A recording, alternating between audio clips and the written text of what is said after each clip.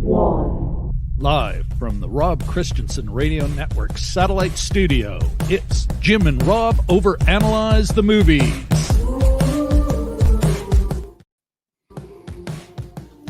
Hello, everybody.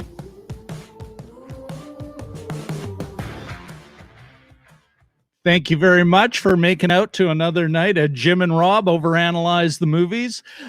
We are going to be watching, or we're going to be taking down, giving our hot takes on the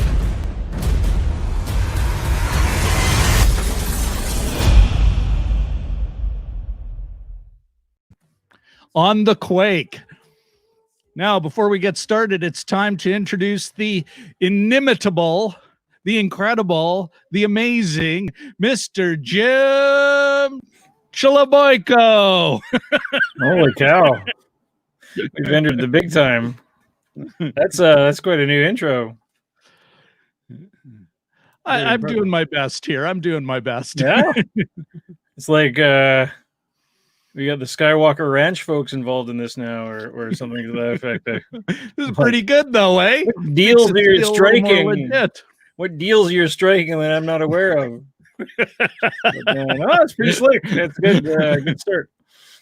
All right. Well, we've got a few people. Why don't we say, Jim? Why don't we say hi before we get into the meat of it? Our man Jelly Duck made it out.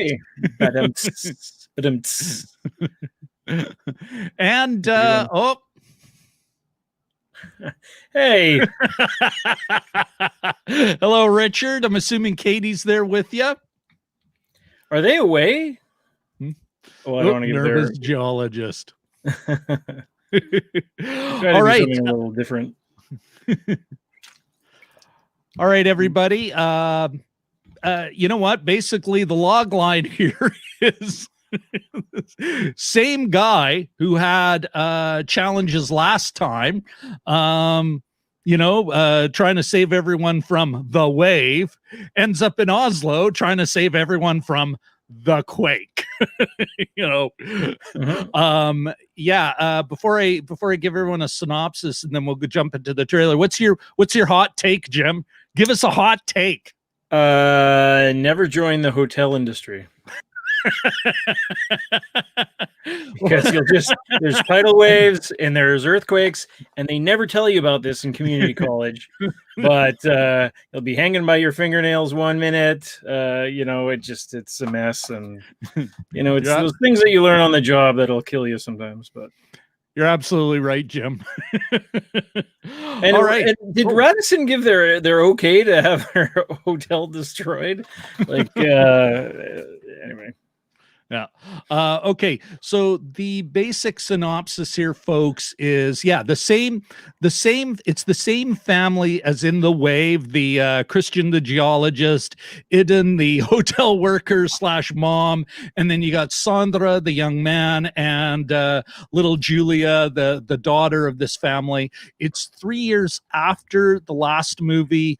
And basically he is, we meet him as a man who's suffering from post-traumatic stress disorder, experiencing a lot of survivor guilt, blows off his daughter very early just to establish he's messed up.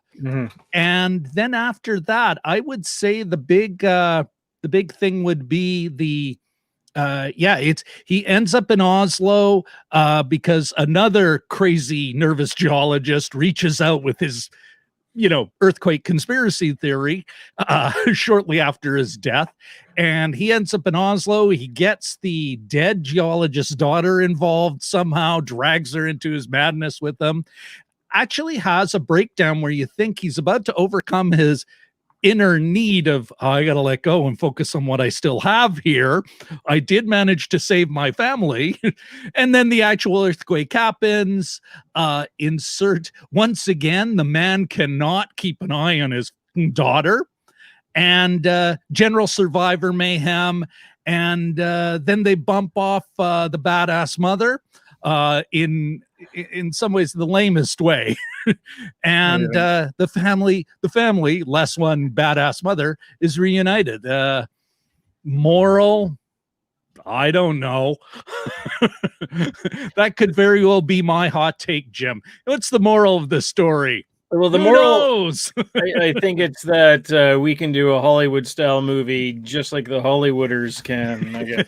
I mean, it says that it says right in the thing is in the materials that came along with the movie is that we can do high concept as well. It doesn't all have to be, you know, dreary kitchen sink dramas and things like that. No, we can do this BS. Okay, speaking of which, let me play I'll play the trailer and then we'll get into it. Sounds good.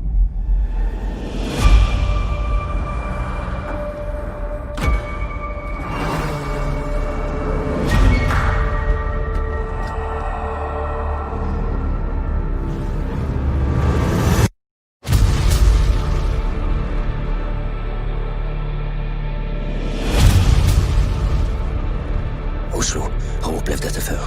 Nå skjer det igjen.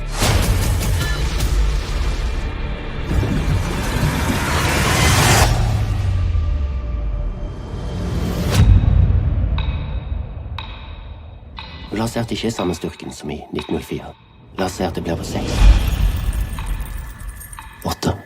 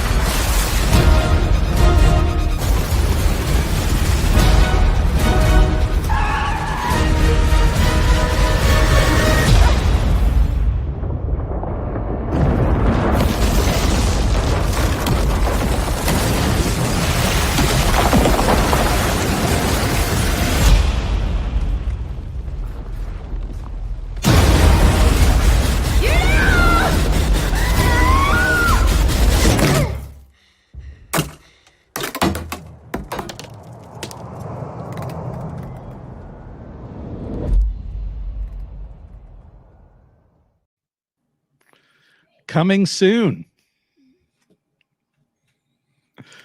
Yes, indeed. Yeah, that's quite a lot going on. It actually came out last year, but that was the trailer I could get.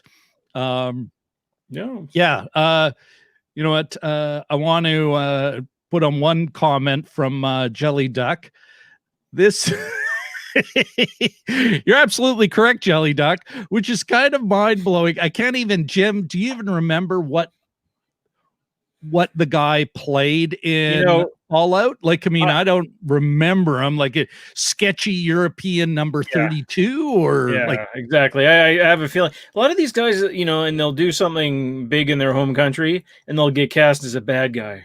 Or just like some guy that's dispatched by Tom Cruise in about 2 seconds. And I don't know that for sure. I mean, I'd have to go back, but yeah, I think he was also in The Revenant apparently as well. And he played the bear. No, I'm just kidding. Another sketchy European guy. 36. Sketchy European bear. Yeah. But so these, they get I should say both father and mother have each won their own Amanda, which is apparently the Norwegian Oscar. So you got a couple of award winners there, and she's also won evidently the big Emmy, like their version of the Emmy for role in a Norwegian television. Norwegian TV series. And I know she was an endorsement, so I care less. And I think she's got she's got her own. There seems to be a show. It's about I did a little bit of after you sent me the materials. It's about a women's soccer team, and I think she's the coach. So that's like a regular TV series. So that's maybe why they killed her character off. But anyway, what was your general impression, like of the movie, like starting in the big picture, Jim? Were you like, I mean, I think we're all conditioned. Well, those of us that grew up with 1970s disaster movies were sort of conditioned to, those first few minutes where somebody notices something's wrong, or there's a scene and it trails away and it shows a crack in something, or it shows a part rattling in an airplane, or it shows, the Poseidon's about to go upside down or whatever. There's so many little cues.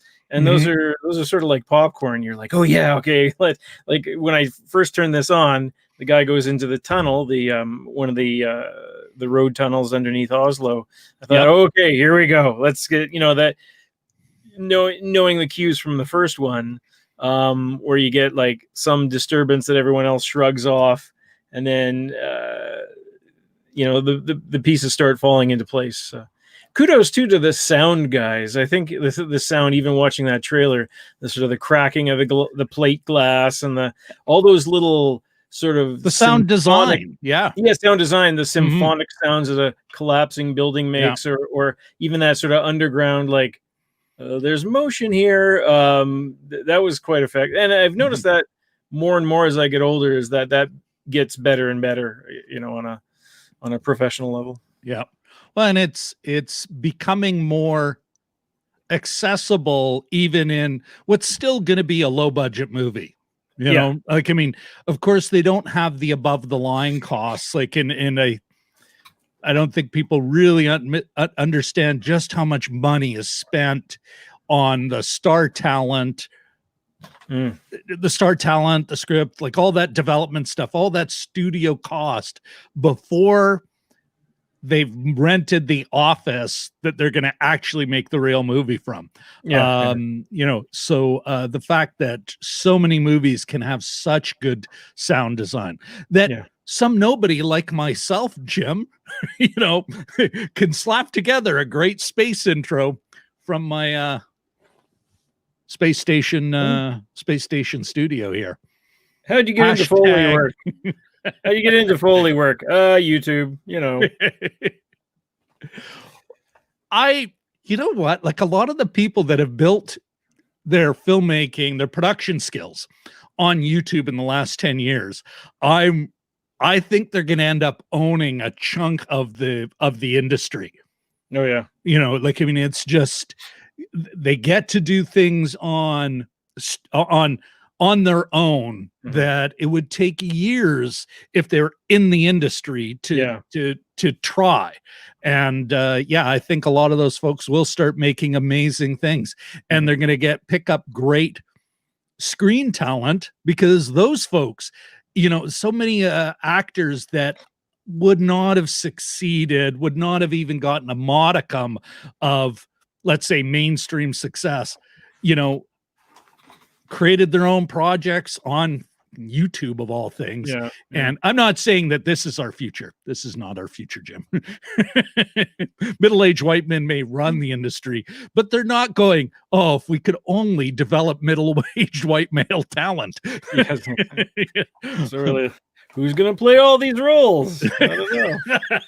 It's almost embarrassing, because if you ever watch any old war movie, like it's 99% men. Even nowadays, whether it's 1917 or what was the other big war movie that everyone saw? There's like the woman villager or the nurse, and one of the better spouse, one of the better Band of Brothers episodes focuses strictly on the medic during the Battle of the Bulge, and he sort of develops a relationship with a French or Belgian nurse.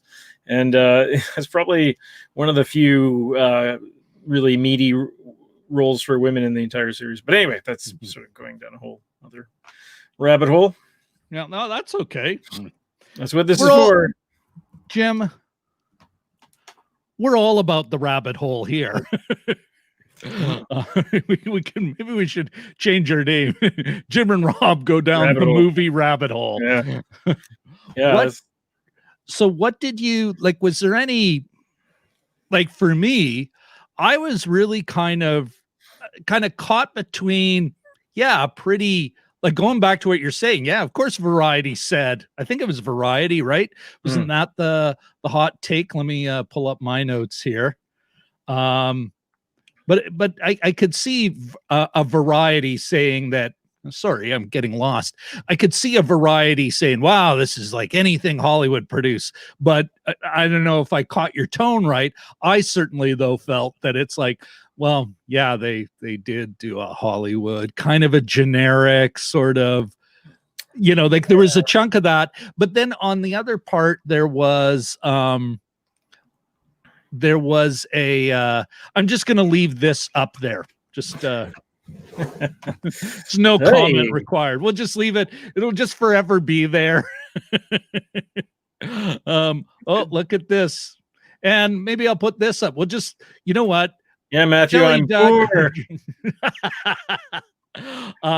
Rob has disposable income. No, I'm just kidding. Yeah. Yeah, I'll hook up. You know, I keep on. But I got Amazon. I got an Amazon Prime Video because I ordered something, and I've yet to figure out how to hook it up to my television. So, Jim. Having said that, I do have a camera, an SLR, but we could probably, you know, jury rig to work on this thing. But. Yeah, well, we'll figure that out. It'll get better. Our production values continue to rise. I think we're doing fine. But thank you very much, Johnson. Matthew. Thank you very much for the lovely compliment. Okay, but going back to I if I caught your tone right, I'm with you. Like it's got a lot of that generic disaster movie thing, but what I was really kind of like, if you look at, you kind of see this character, the protagonist, like the movie's about Christian. And it's like, you know, there's a part of me, like, as I was thinking about my own hot take, it's like, what crazy man about to learn a lesson about, hey, I got to think about what's important here and maybe let go of some of this stuff. It like circumstance says, no, you're crazy was fine. You can be as nuts as you want to. And because even like right in the elevator, we're past the halfway point. He's starting to get the shakes again. This has been kind of an ongoing thing. And then finally, when the crisis hits, he calms down. But I got to admit, I'm like, the only reason your wife died is because you couldn't keep an eye on your fucking daughter at no time. It's like, even at the last moment, it's like, don't worry, I won't leave you. But apparently I'm not going to keep a iron grip on you. And you almost fell out of a building 30 plus stories higher. Well, I guess it was closer to the ground because half the building tilted into another one. But so I was struggling with that, where it's like, it's almost like they went against the character arc. And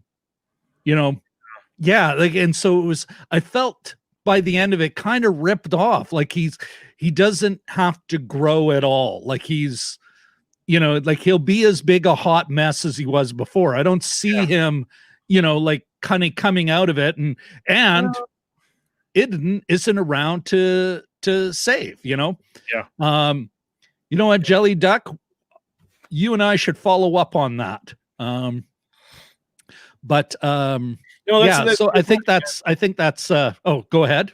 Yeah. No, I think that's a good point. I mean, the Norwegian movie we watched last week is part of what's going to be a trilogy, apparently. Rob and Jim, all Norway, all the time. Exactly. I should change this flag here. Flag there. Sorry, I did it wrong way. I thought I had it. Anyway, so they've done two. So it's the comedy rule of three, is it? If they need a third one, like, I'm tired of all this seismic stuff. I'm going to move out to Tornado Alley in the States. I can't imagine what's going to happen next, but what a third part would be. But you have a good point there, that he's sort of tricked into sort of smartening up because he's going to have these two kids. I guess they're all moving back to Granger but is he actually going to learn that lesson? Like that would be my, like, his son is a lot. His remember the first one that his son was a little bit bitchy and a little bit teenagery, and he seems to have matured a bit. So maybe he'll be the one to sort of which was a maybe, but that was one of the highlights is that he became a man, you know, and not in a Hollywood sense. It's hey, it's 3 years later. He's going to university, loves his girlfriend, you know, can challenge his dad, but not in a. And this is the other part where it's like it isn't an American blockbuster. Yeah. And I mean that in the best possible way.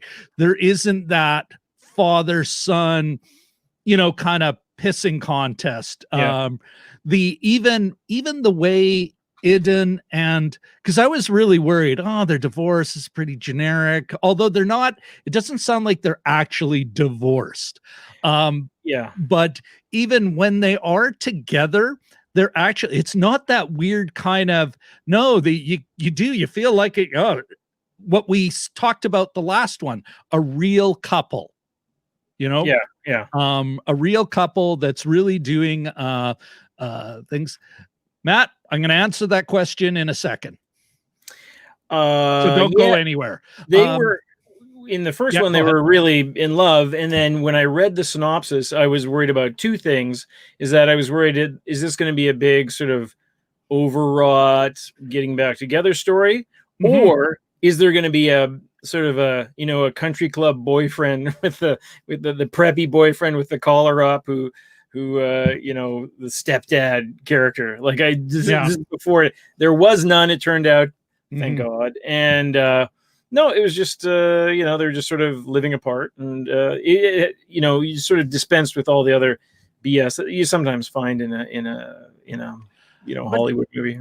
But even then, it's like there's still like even divorced couples, you know what, if they can be even reasonably cool about it, there's still that love connection between them. And I liked, and I was such a fan of Idun's character in that, you know, no, she's not histrionic, she's not you know, like in no way is she, I will sacrifice all for the children, and she's got wit and she pushes back without being you know, like how some in these situations where, I know whose side I should be on, but they play the woman as a harpy, and you're kind of going, well, I know you're the big F up, but kind of, I don't know if I'd be around her. Why did you marry her in the first place when you're halfway okay? No, she pushes back, but she's just, what a kick-ass character. And if there was any justice, Jim, she would have lived. Or at least one in Amanda.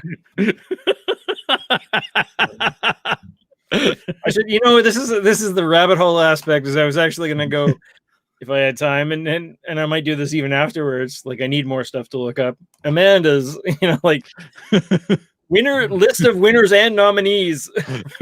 I wonder if Wikipedia has it. Well, and you know what? I bet you it's much like Great Britain. You can click on just one. You're only 2 degrees away from a Norwegian actor, an award-winning Norwegian actor, and every other, like maybe 2 degrees of separation. So it'd be like, I bet you'd be like 2 clicks and you're end up with another actor that we saw. Because there's only so many Norwegian films that are coming out, and there's only so many actors, you know. So we've seen a fair chunk of their feature tier production. You know, we just need to get a couple more Norwegian films in there. That's not what I'm going to recommend for the next one, but the young actress who played Merritt is apparently in that women's soccer show that features Idun in it. Of course she is. So yeah, they all sort of work together, I'm sure, but so I don't know in what capacity. But that, I mean, thinking back to that, they basically have, there was a thinly, go ahead. They basically have, I was going to say, you know, in terms of economy, there's essentially 5 characters, and it always amazes me that you can create a big story and make it seem really huge, and it's essentially you know, about thanks, Jelly Duck. It's basically, there's the 5 characters. There's the family, and the goth teenager that he sort of Shanghai's. She's teenager, student age thing. By the way, the young woman, wife gone. I wonder if they're going to end up. I don't think so, because they don't play at that. Like, I mean, that's the one thing that's refreshing about these movies. Yeah. I would be really, really disappointed if they did. Be kind of uncomfortable. And, and I don't think that's the way they do it. I don't think that's their MO. So to explain to everyone, he goes into the home of a former colleague who's passed away, and his daughter's there, and she says, "You can take a look at any of the stuff you want. Just have at it." I mean, there's all his stuff in his study in the living room, and so he's got all these core samples. She basically becomes a sidekick. Well, he Shanghai's her, like he says, She goes, "I have to go and pick up some music for my father's funeral," and he goes, and he wins her over with the line of the movie. The line of the movie. Sorry to interrupt you. Yeah, no. Some things are more important than your daughter. He says this. Yeah. And he's to the woman who's packing up from her dead father. Okay, anyway, go back to what you're saying. It's like maybe in Norway they say the quiet part out loud. I don't know, but this is the same guy who can't. Go Shanghai. He Shanghai's her into driving her around. He doesn't really explain himself. He barely talks to her. He says, "Give me more light," and he's coming to this creepy tunnel where your father died, and that kind of thing. And he just how could this possibly go sideways? There's a built-in suspense for me, which is he ever gonna fucking thank her? Sorry, excuse the language. And he finally thanks her at about minute 75, thanking her for doing what he like. I mean, this man's ability to ditch his daughter with any random stranger blows my fucking mind. Yes. Yeah. No. Now. I think actually it's interesting you mentioned that. So Matt, just to kind of jump on to what Jim was saying, what we usually do is we'll sometimes we can almost zero in at the end of a show, and then when I post it up, it does actually post on Facebook and YouTube, hey, this is what we're going to be talking about, and what we're when we're going to be talking about it. But what I will do, and I was starting to do this, but I think now I have enough shtick and enough elements, I can do it quickly and regularly, is I can make what I was doing at the very beginning, which is like a 1-minute promo of the show we're going to do, and hopefully get that out at least a day before, and yes, identify where we're watching it from, whether it be sometimes it's Prime. This time it was Netflix. So I think I can get better on that. So Matt, what's that? Speaking as somebody who didn't have a hand in it, that intro that you did that promo was excellent a few weeks back there. Wait for our outro. Oh yeah, no, I've done a couple of good promos, but I think we can.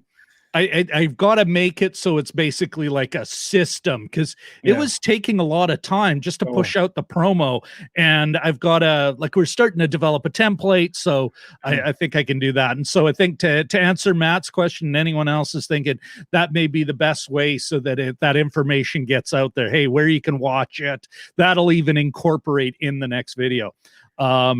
We're supposed to encourage people to subscribe. So the Merit character, she is played by Catherine Thorberg Johansson. There you go, Jelly Duck. There's your answer. So Jim, back to like, was there any standout scene to you? Like, I mean, there's a lot that kind of gave to me unintended humor, but what was some of your I have to say that, once you sort of become aware of the rhythms of a certain, like, this is part 2 of 2 so far. when you become aware of that, I almost like the wave better because it was kind of a little bit fresher, and it felt like they were sort of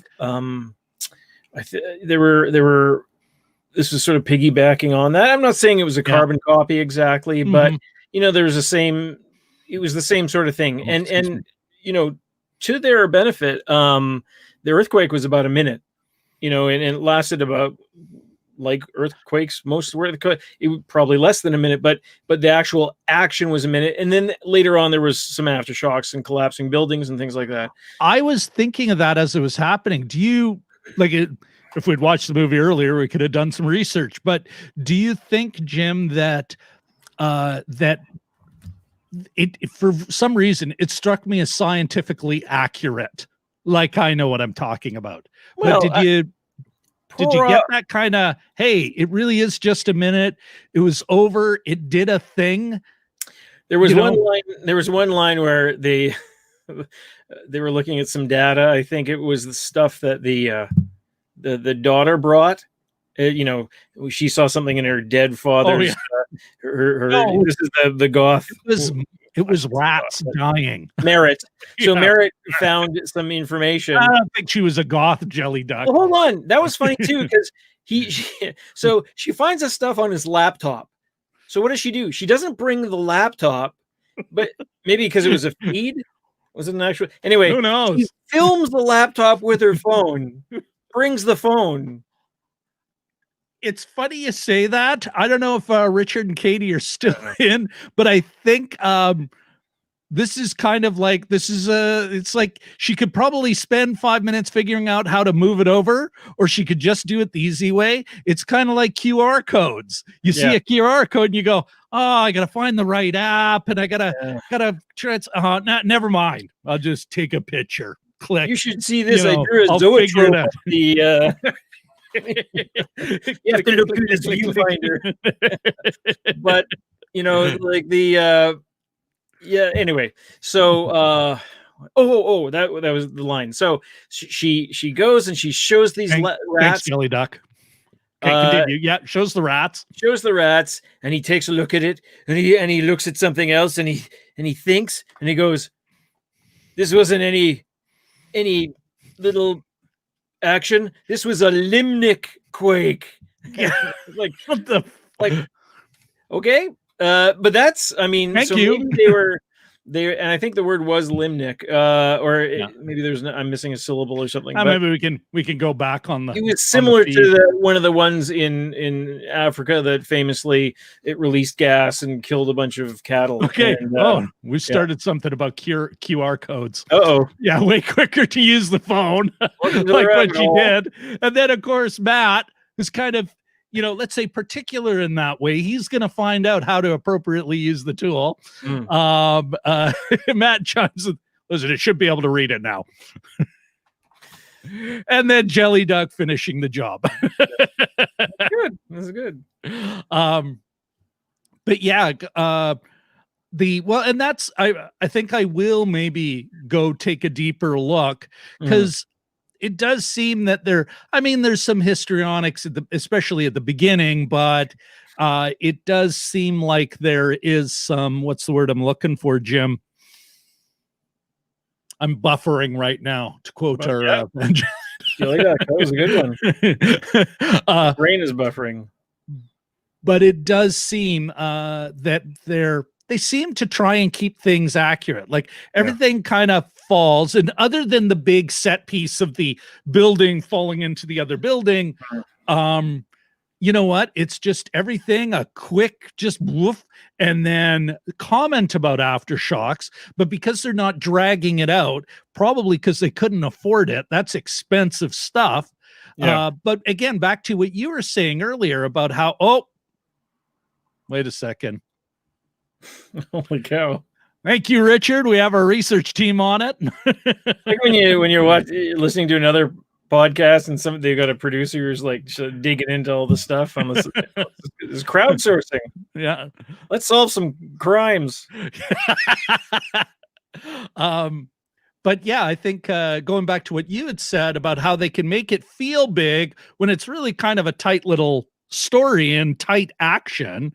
You're absolutely right. They did a good job of building tension. That part seemed to make sense, like where it all kind of came. I just wish, again, if there was anything I would ask the filmmakers is like, could you have given us, either, like, I mean, that character is never going to be the humor driver. Idun's the funny one in that couple. The best line, I may actually be my favorite, well-written, well-delivered line was, when they're kind of having a moment at the kitchen table, Idun and Kristian, and she's like, it must be nice to be able to kick up your feet and have a little breakdown, and she's gentle and it's sweet. And he's like, laughs. You should try it sometime. And I thought it was good too. And she's like, well, kids, someone had to, so they're pushing each other and it felt real and therefore meaningful. It's not a bunch of screaming where you're just, you're getting defensive for all the characters. Here it's like, no, and I just wish there was a bit more of that, a little more growth from him, especially if their plan was to kill off Idun. And of course she'd be the one who could hold it together. She strangled a man in the last one. Yes, yeah. And obviously just, there's the cold, hard case of that family. Suspect the disciplinarian. Yes, yeah. Especially with Sondre. Who knows? Maybe later she's I'm not putting up with your crap. I killed a man to keep you alive. Can I speak to and kill your manager? No Karen there. Exactly. No. Yeah. Kind of the opposite, actually, but anyway. Yeah. Well, look at this nice one, Einstein. I think he was responding to Richard. So I'm pretty sure. So I think there is this, and if there's a bit more of that, it really could have been. I'm not saying, like, how did you put it earlier, Jim, about we can do more than kitchen table drama? It was like, we can do high concept, Yeah. Or tiny nation of 5.2 million. Yes. Yeah. Sorry. That's not supposed to be an accurate accent at all. What about the speaking of accents and subtitling? We got subtitling. Yes. No bad dubs. Hashtag no bad dub. No bad dub. And sorry, Jim, go ahead. If you looked at all the little things that you can control on the Netflix, on the next Netflix control board, or that little tool symbol that you can use, sorry, I did the white power thing, but didn't mean to. It gave the option for English subtitles and only Norwegian. So there was Norwegian spoken language. So there was Rob's. No bad dub. There we go. We got Chirons. So it didn't allow you to have like an English dub, which was good. Yeah, no, I think again we don't want to rehash the last one, although do have, and stick around, folks. I've got an announcement for either our next show, or we might do a little mini show next Sunday on that very subject. But just to crawl back into the last one, what was the most frustrating about that is we didn't have to. There was, they could have just given us the English subtitles that they had already made and the Norwegian, and stuck with, like, it would have been cheaper and easier. Yeah. What did you think of the translation, though? I do like the fact that, at least, unlike, was it the Wave, when it was every time they were obviously saying shit. Yeah. They used three different words. Whereas here, at least, but I do like where he's literally saying, fuck me. Yeah. Yes. Yeah. Yeah. And then they just straight translate it, which, hey, great, but Wow. Yeah. No, that was and they use it sparingly, much like we do, but the various F bombs and S bombs and whatever It sharps was and just stuff. the once. I think that was the only time. Like there was less swearing, and not that there was a ton of swearing in the other one, but there was. I think that was it. I'd be swearing if I was caught in a wave or a quake. I think that's all you'd be hearing. Is that when I wasn't crying. Yeah, the old Onion headline: "Man lands on effing moon," kind of thing. But so here's a question. There's a subtle implication that there's a villain at work in this movie. Did you pick up on that? Yeah. It's sort of more of a thematic villain. Yeah. Well, and there was a couple moments like later on in the film where I kind of wanted to push back. They didn't lay it on again, not as thick as okay. To answer your question shortly and actually answer the question, yes, I picked up on that. It seemed to be bureaucracy and because you need that for the crazed maniac, not to sound like a crazed maniac. You need that North Star, the geological service, to be this villain. And if it's not it's the willingness to explain things away. And I think that was their that if there was a villain in it, but even then I think the representative of that, he was Johannes, he was played well. And not a jerk or not shifty. Like if it was a North American pitcher, he'd be a lot shiftier. He would be the embodiment of the bureaucratic weasel. He would be the new boyfriend of the wife. Yes. Right? Yes. Yeah. Yes. Yeah. You hit the nail on the head. And even there, like that was another, I really did. It's like, oh, now we're going to go to the apartment. There's going to be the boyfriend. Holy cow. Wait. Watch out. These people are actually paying attention. We're going to go back to Jelly Duck for a second. So maybe it's an Attack of the Phantom Dub. Oh, what was that? The Phantom Menace, the Phantom Dub. There we go. Darth Limnick, good Lord. So, I was just going to say, I mean, the one, his sort of rival professional, working at Nordstar, he was an obvious villain. At one point, and I saw you were drinking out of a McDonald's drink, but at one point he shows up with a McDonald's lunch, like as if, and so very subtly, there's a lot of, because they were just in a small town in the first one. Yeah. But in this one, there's a lot more corporation signs. You see Burger King, you see Radisson Blue, BLU, quite prominently. There's a bunch of stuff. There's a couple shots of just sort of like pre-dawn, pre-dawn Oslo, and then they show all the all the empty streets, I guess, before the morning rush hour and stuff like that.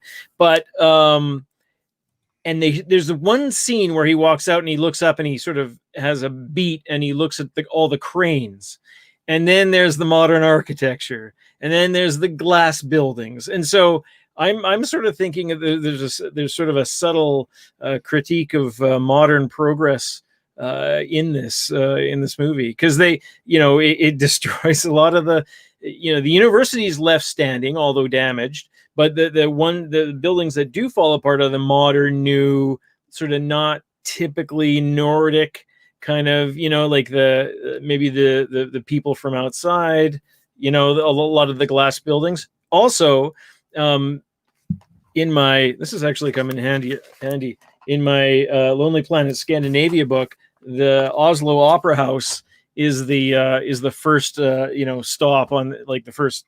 You have to see this place first, yeah. And so the first, like, on the walking tour. Yeah, well, it says sites. Must-sees. Central Oslo Opera House. Of The course. centerpiece of the city's rapidly developing waterfront is the magnificent Opera House, considered one of the most iconic modern buildings We're in oil Scandinavia. rich. And so, in a way, you know, if you're talking blue-eyed, helmet-wearing sheiks, all well, our concrete glory. you know, if we have any Alberta listeners, they might anyway. Open rivals with them, but the vintage blue-eyed chic. Yeah, the you know, it sort of reminds me, and they didn't. There was a distant shot of it, and of course the quake, sort of the quake before the big quake, it damages the Oslo Opera House. But it almost reminded me sort of in that Independence Day thing where you blow up the White House. You know, it's that something, you know, it's sort of a love-hate thing, I think. Yeah. But anyway. I wonder if, it's too bad. She couldn't make it tonight. But I wonder if some of it is, it could just be that, you know, there's been a lot of commentary on some of the superhero movies, but any kind of, you know, big apocalypse movies or have apocalyptic elements, that there's just it's just super dramatic when you blow up a building. So I'm not sure if there's, like it's that this is, here is the level of threat we're dealing with, because that's certainly a theme in their credits and at the beginning, and it was there in this could happen. I would say there seems to be more of a theme. Actually, if there was a theme, because I'm still not 100% sure there is. I think it's one of the weaknesses. The main character doesn't embody it really. Even when they describe him as a whistleblower, it's like, what whistle was blown? Like, okay, pulled the alarm, kind of. Anyway, but there seems to be a theme, or a minor theme, of that Norway isn't prepared. You know, like there's almost a 80s 60 minutes vibe. Hey, we're going to look at this risk and we're going to talk about how we're not prepared for it. I'm thinking, and I really am thinking late 70s, early 80s, before Chernobyl, with nuclear power plants. You know, and that kind of, are we prepared? What could happen? Are we prepared? And I think that if there's something going on in Norway, I suspect it's something along those lines, that they live on these things. And maybe you're right. Yeah. Like some of all that oil money and natural gas money, you know, because there was that gas poison theme going on. All that natural gas money is also in there. It's the thing that we get to build all these fancy buildings on top of, you know, the stuff we're sucking out of the ground is also the reason we're really on shaky ground. We're all in glass houses. I don't know. Yeah, you could have a lot of fun with that, but it could also be just the same. Yeah, you know what? Here are our big cultural symbols. We want to make it look big. You got to blow up some big buildings. It would not look good. Like, it's just a way less, especially being the sequel. Like some of the things we were complimenting the Wave for was it wasn't in a big major center, and they really were talking about a small town, a manageable, you know, like from a filmmaking and a storytelling perspective. Like even the people dying, like the people who died in, like, there was a few deaths in the first movie that were really hard because we got to know them a little bit better through the main characters. Well, it's got to be awful that woman died. She's part of one of the close friends of the family. And they kind of tried that same thing with the girlfriend of Idun. And when she dies, the ballet mom. Yeah. Like, I mean, but I think that's, that kind of got lost in the big. They went for big, and all of a sudden you lose a lot of those little moments unless you're able to tack on another 15, 20 minutes. Where because I think, what were you talking about? Independence Day. they didn't just have time to blow up the White House. They also had time to establish a lot of characters. Yeah. Like you think about it, like, yeah, Michael Bay. Was Michael Bay who shot that, wasn't it? Roland Emmerich. Okay, Yeah, right. so. But they were able to establish a number of small, characters, but establish them in a way that you had some sympathy for everyone as the disaster rolls out. Yeah. Is that, are you buying that, or? Yeah. No. I think so. I mean, these were two different movies, and this one was more ambitious in a lot of ways, scale, visual effects, that sort of thing. Those parts were very well done. They were quite. It didn't look. I mean, you could tell computers were involved and that sort of thing, but it didn't. But not really badly. Like, and there was a couple of shots, and you sort of wonder. You could have used this as a movie poster, as the young girl Julia looking out from the porch of the Radisson at the city that was slowly kind of exploding and cracking, and as the wave, literally the wave came. Well, it is a way, I having lived somewhere in the Pacific Rim, not so much BC, but when I lived in Japan, there was a couple times where you felt it. I think there was one time that Carla was reading a letter from her sister, and she said, "Oh, I heard you guys had an earthquake." And as she was reading that aloud, there was a small tremor, and it's like somebody's taken a rolling pin and is just running it down the length of your house, and you sort of feel a wave, and it's sort of you do a little bit of a motion, and it's not like something going up and down, but it does feel like there's things underneath the earth that are it's really hard to it's both kind of neat and terrifying, and you don't want to see a bigger one, that's for sure. But it's a pretty weird situation. Well, and I think, but I'm being darkly entertained by the fact that it was like, didn't she last see a wave coming towards them and had to run? Exactly, yeah. And now I'm gonna have some fun with one of our viewers there, Jelly Duck. Yeah, no, I appreciate that. As opposed to the character study, the kitchen drama that was Independence Day 4, ID 4. Yeah. But here I do like it is interesting though, because I suspect, like a lot of smaller, and I mean smaller budget, which means you can't be crazy big. You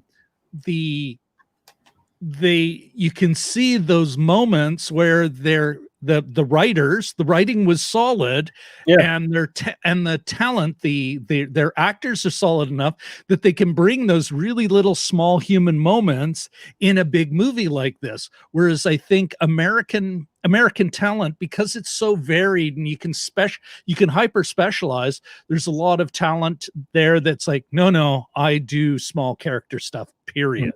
And wouldn't be able to make that work in a disaster movie, and vice versa. The folks that the big, like I don't see Smith. What the heck is that guy's first name? Will Smith. Thank you. That was just, could have been any number of them. But Will Smith, I don't see him doing those having that little moment. They're always that more. And Zack Snyder seems to be the worst of them all. And by worst, I mean, he's just taking it to its logical extreme. Is all moments with big music and big moves, but nothing's earned. Whereas I think these folks, I mean, it's what kind of I think really would save the movie. If it wasn't for that, we would have just a generic disaster movie without American special effects. And I'm not sure that's okay. Let's talk to Matt here. Things Under the Earth. That painted the best picture I've ever heard of what an earthquake is like. Oh, thanks, Matt. Are we, John? John Smith. Will Smith, John Smith. Smart ass. Now, Things Under the Earth. Is that? That's just what I said when I was describing the earthquake. Oh. Good one, Matt. He's a charmer. Well, Wait, I gotta hold on before we you can. know, what's interesting here is Mr. My co-host here, Mr. Cheboyko, is like a legit earns money, pays some of his bills writing.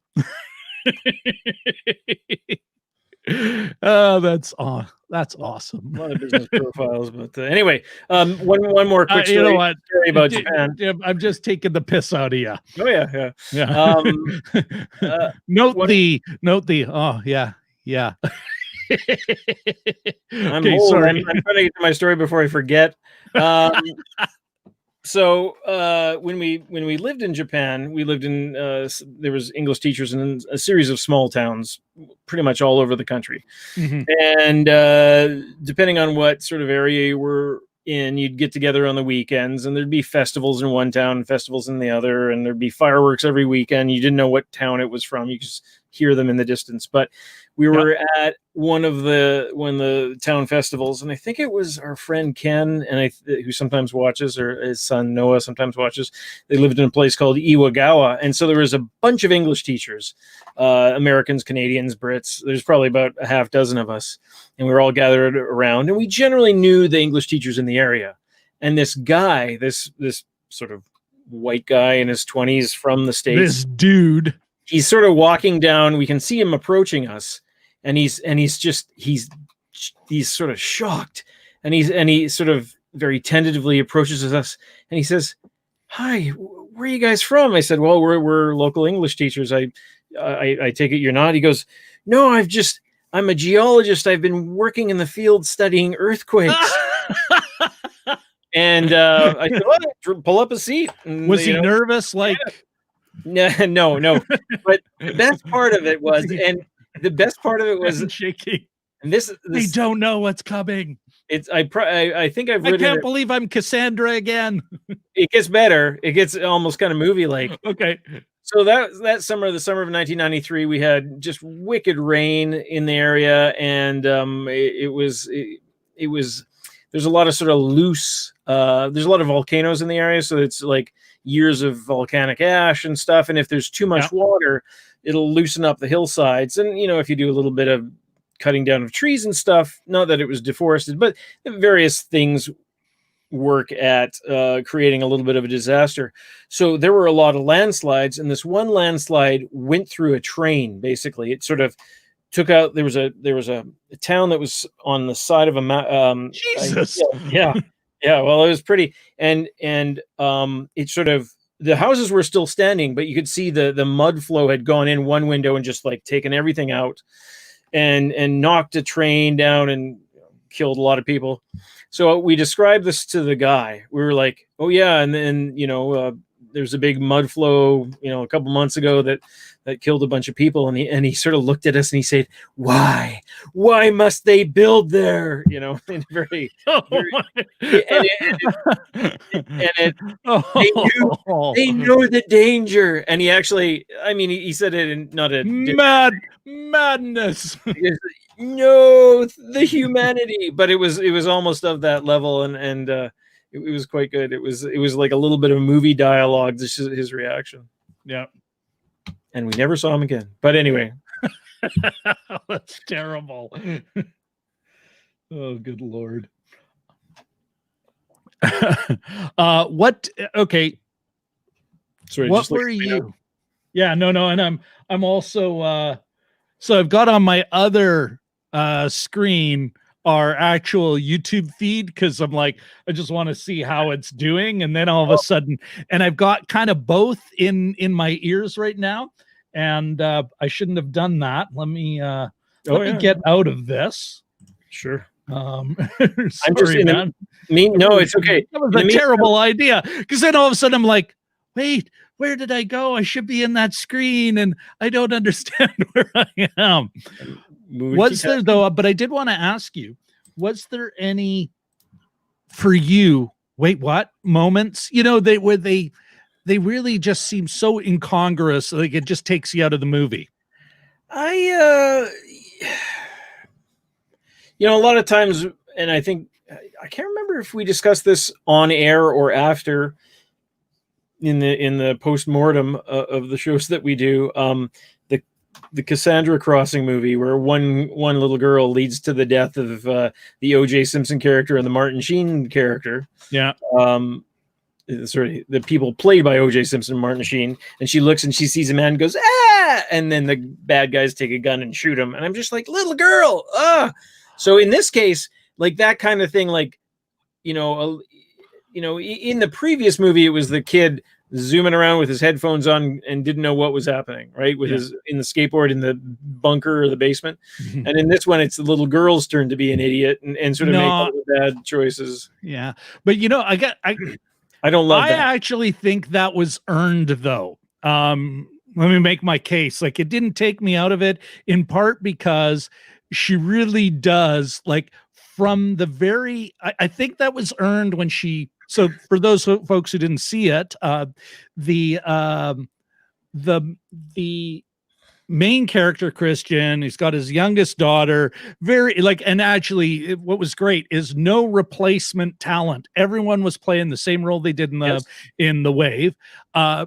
She is playing this little girl, and she was very little before. Now she's, a tween, I would say 10, 11, maybe 12, but probably 10, 11. Yeah. Julia. She is being forever abandoned by dad. Yeah. He kind of flakes out on the family as part of his, suffering through his survivor's guilt. And then at the very beginning, there's a really telling scene. It's the second scene in the movie where she goes to visit. He's moved back to the disaster town, and she's gone by herself, the train, then the ferry, and going to meet the old man. He, of course, gets stuck on the highway. He's so discombobulated. He sits on the highway for a while, finally goes, picks her up. It gets like downright, not creepy weird, but just depressing weird. Yeah. He's like got this, he sleeps on a mattress on a floor in this room with all these dead, like his former neighbors are all dead now. Sort of a 9/11 memorial type wall. Yeah, in some in the creepiest, well, not creepy, like just depressing actually, just sort of. And she kind of challenges him, taking after her mother, challenges him, and then he's like, "Yeah, you got to go back," and he just takes her back and ditches her.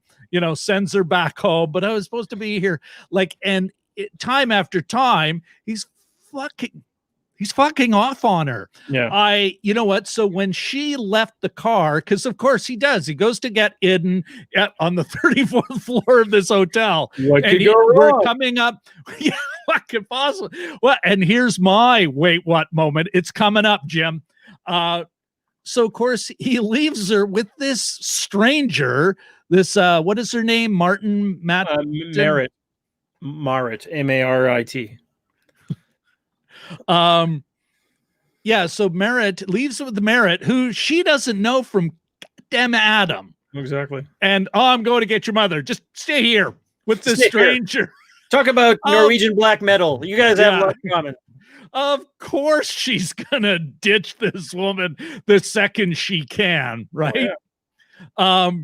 And so she ditches her. Yes. And it's a classic. Oh, the little kid doesn't do what she's told. But unlike in an American movie, I'm like, yeah, she's like, no, I'm not being left alone. Because in the first movie, although it was a bit better, she got left alone with the neighbors while he went back into danger, which is all very heroic, but still, like, is like, am I gonna, people are coming back and I haven't seen my mom, my dad, anyone. So I could kind of see how she'd have issues with that and be like, no, I'm not going. No, I need to be around you. So I think it was earned, but it does lead up, Jim, to my wait, what moment was, how the hell did everyone end up on the 34th floor?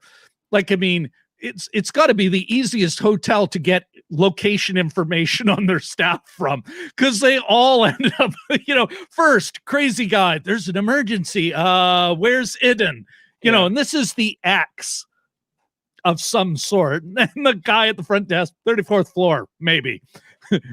and later on, kid on the same floor. After that, Merritt looking for the kid, same floor. They all are on the 34th floor. You know, and there was like kind of a I could kind of buy the guy, but I don't quite get I get why on a storytelling kind of sense why you'd have to have them all end up on that floor. And you got to kind of get over that. You got to suspend that disbelief. Absolutely. Yeah. But I'm still kind of like, wait, what? You know, for crying out loud, couldn't you have come up with a better way of getting them in the building? Yeah. You know, even if they just ran into each other, you know, coming, you know, up, down. Oh, hey, what are you doing here? I thought I told you to stay in the car. Now, mind you, again, they didn't do it, which is, I also find cheesy. Didn't I tell you to watch her? It's like, I'm a stranger to your kid. Yeah. You're lucky I was watching her. And then I noticed she fucked off. They were totally missing was a shot of the crushed car at the end. They walk out of there and the car's got like a big, I don't know, couple of girders on it or something like that. But you know, that's sort of what you're missing. So. Well, you know what? Maybe there's a post-credit scene. Where we'll see. Looks like Lady Luck once again. Yeah. I get to be crazy because it always works out for me. Yeah. You know? Yeah. But what did you think? Like I can't say it was poignant. And it could have been partly because I'd read enough where it's like, oh wait, Idun doesn't make it. You know, so that wasn't. I didn't find it surprising, but even if I didn't find it. Yeah, exactly. It's extremely poorly planned. Okay, never mind. There you go. I was going to say the entrance chamber is 33 floors high. Oh, this is or it could be, you know what? One of those, you wanted the Radisson Hotel. It starts on the 34th floor. We're 1 through 33 or whatever. Hey, where's the half-assed geologist conference? 34th floor? How did we end up here? But that I would say it was the thing after that kind of took me out of the movie. And in general, what kept me like the thing I had to struggle with getting it like as the movie progressed was just that kind of, oh, Kristian, I feel for you, man, but you are going to be the same hot mess. Yeah. You know, at the end of this. And yeah, if there is a third, although what disaster do we have left? Volcano. Maybe we do get that limnic eruption. Yeah. I mean, Darth Limnic. I was gonna say, I was thinking about this, and I thought, maybe he doesn't like being a geologist anymore. So he studies astrophysics, and then he notices a big rock in the sky heading towards Earth. Yeah, their like comet.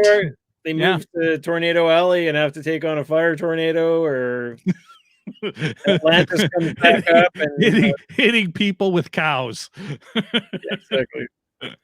I found a nice house on this ice shelf. Nothing could go wrong there. Yeah, or some kind of iceberg hits a ship, or I mean, they've been pretty good at keeping their disasters like local. In the space and appropriate for the space, which is kind of cool. Like, I mean, but yeah, I don't know where else I'm having a tough time seeing how a third movie can be generated unless there's some volcano where they're like, it'll only erupt in 1.2 million years. It's been 1.3 million years. We're due.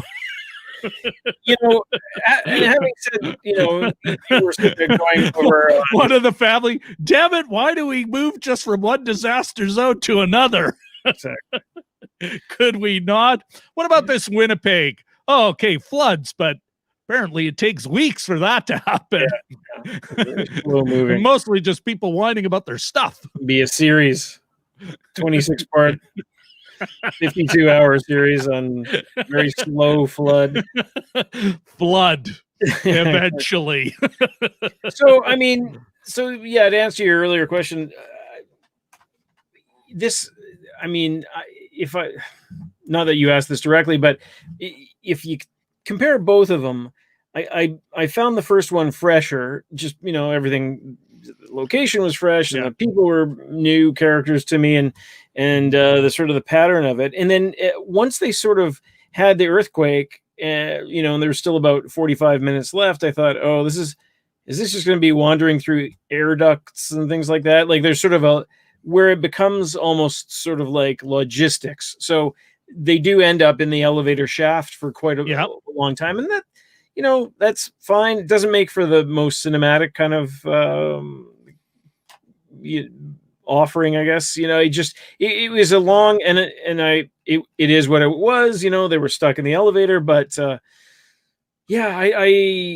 thought I sort of hit a bit of a little lull in just my interest sort of, and they sort of really abandoned the sun, like that sort of storyline really wasn't. There's a couple. There's a snotty professor who gets it in the end, and I would say the one cheap shot of the whole movie, which actually isn't too bad comparing.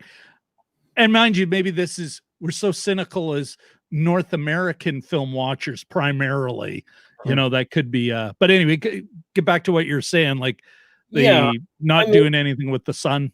They gave him a girlfriend, and they got the shakes in the university, and then he really just shows up at the end, and so they could have had another 10 minutes and fleshed out a little bit. I mean, I don't think we find out what happens to the head geologist at Nordland or whatever. Do we? Norsar.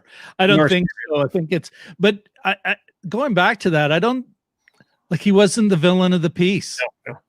No. But you follow up. I mean, they did have pictures of some of his ex coworkers, if you noticed on the memorial board, his boss. They did have a picture of him, and there's a few other things. I have to say though, they with the level of destruction that they did have, there would have been like hundreds of thousands of people killed. Like virtually every building in downtown, the new section of downtown Oslo, in the middle of a weekday, evidently, they all collapsed as the little girl was watching, as Yulia was watching from the porch. Yeah, they all just collapsed. And the sort of the level of detail, if you know Oslo, and I guess in the foreground there was sort of an older kind of building that sort of looks like our legislature with the Doric columns.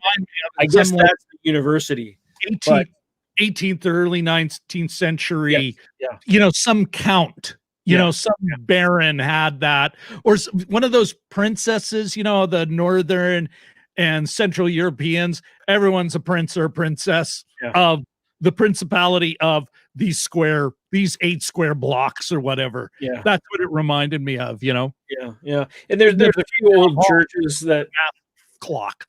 There's a few old churches that got nailed, and you could. So people who know Oslo would say, "Oh, there's that building, and that's what happened to that," and that's So I think there was quite a level of detail again that we might have missed out on, just as we're not sort of a cultural cue. But I'm wondering though, Jim, is it? When you're talking about what we see, the destruction, and this is like some of the things sort of struck a wrong, not like, slightly out of tune. Sometimes it's like, what? Wait a second. But some of it also is like, sometimes you're just, I'm not quite buying that. Yeah, well, whatever. It's not that big a deal. But one is like, it is everything's collapsed, right? You know what that reminds me of actually is, who's that former coworker of yours? First name's fine. When you're at the Writers Guild, young woman, had an adorable little baby. Come on, help me. Melissa. Yeah. So when you guys are talking, there was a terrible earthquake in China, one of these central cities. Now everything was just leveled.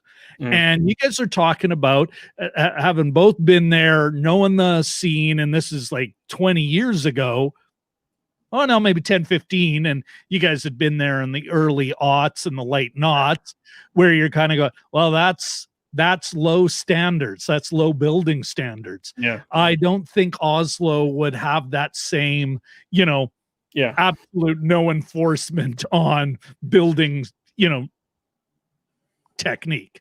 And that's where I think maybe the one slightly off note is a weird kind of conspiracy theory of, we're not ready and we haven't done what we need to do, even though it's like, oh, there's no answer being provided here. They couldn't quite come together with the villain. And even the Norsar guy, Johannes, it wasn't that bad a guy. Like, he was like, kind of, all right, I'll look into that. He doesn't, you have to leave now, and security escorting Kristian out the building and obviously hiding stuff. It's you had one crazy old man coming up with theories, and this is you could almost say it's not a Cassandra effect. It's a, maybe you're not crying wolf on purpose, but you've had a lot of theories, and after a while, everyone kind of gets sick of your theories. And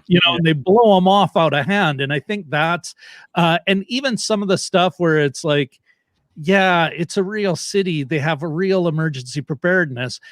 Power's going out all the time. Heck, just politically, the local municipal leadership would be, what the hell? What's going on with the power system? And all those folks talk to each other. That was one of the great things of being on the emergency preparedness committee when I was at the city of Winnipeg. They're all integrated. They all talk to each other. Manitoba Hydro, and they have these multiple committees and multiple levels of integration, because you have to, public works can't be just in a silo. And I'm not saying that you still don't have breakdowns, but for the most part, and now, mind you, this is a real inside baseball quibble, didn't, like I said, it was one of those, and moving on. And like I said, the biggest thing that bothered me was Idun, The if you recall the old 1970s movie Earthquake, they had all kind of, speaking of hydro, there was part of it was a dam, and I think that's where they started to get the first indicators. I'd have to watch it again. All I really remember is Charlton Heston with his Jeep phone, which I think we've talked about before. But anyway, so there was elements there where there's different parts of the city that we're noticing. Good one, Jelly Duck. All right, man, you have a good rest of your night or early morning. Brother.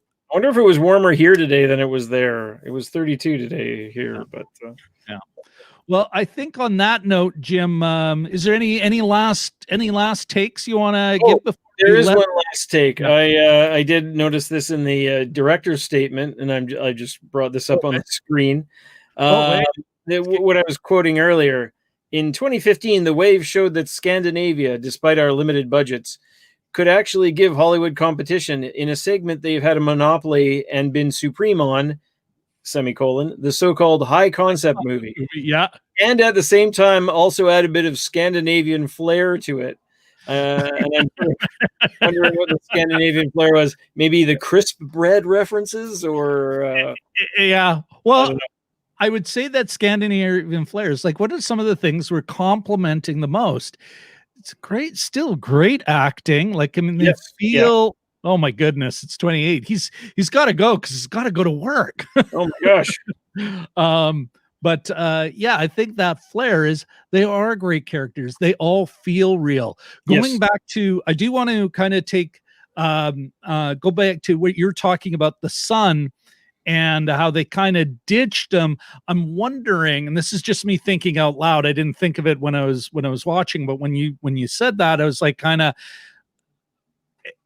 and we only touched on it a bit when we first started chatting about it, but the son was grown up. The son was, he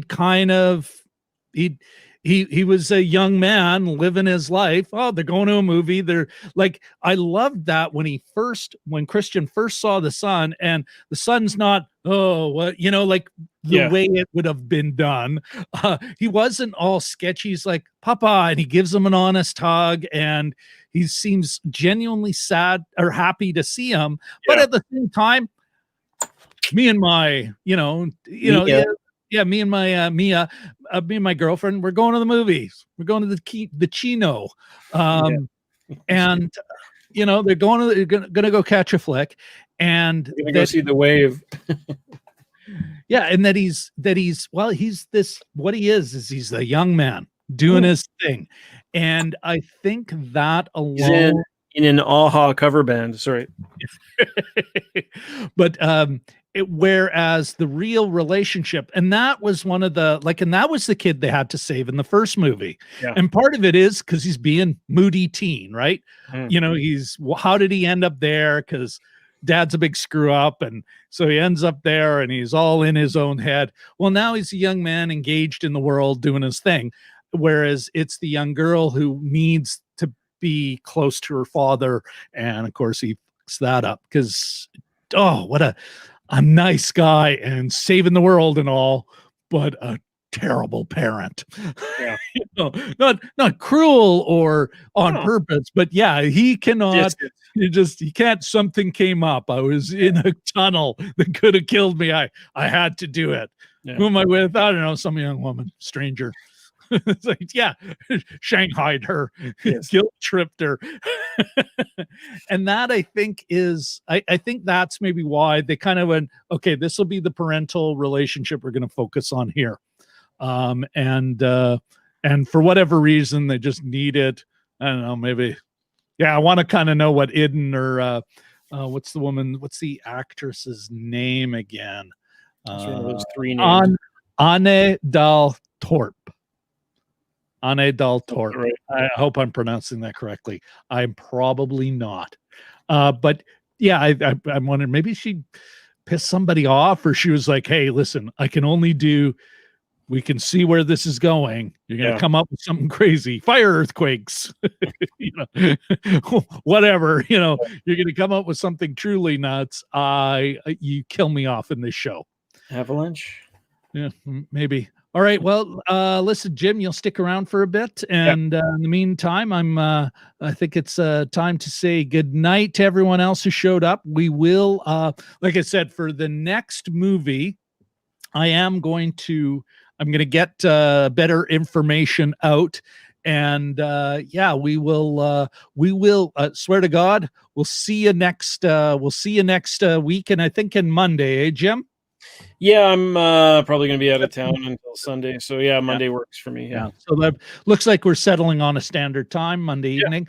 All right, everybody. So I am going to I'm going to send us out now. The movie component is over. New outro.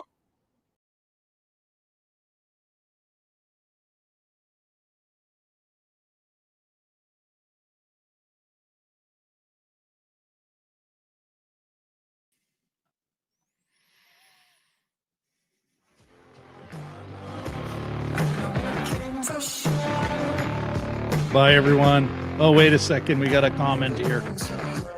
Oh, good night, Richard.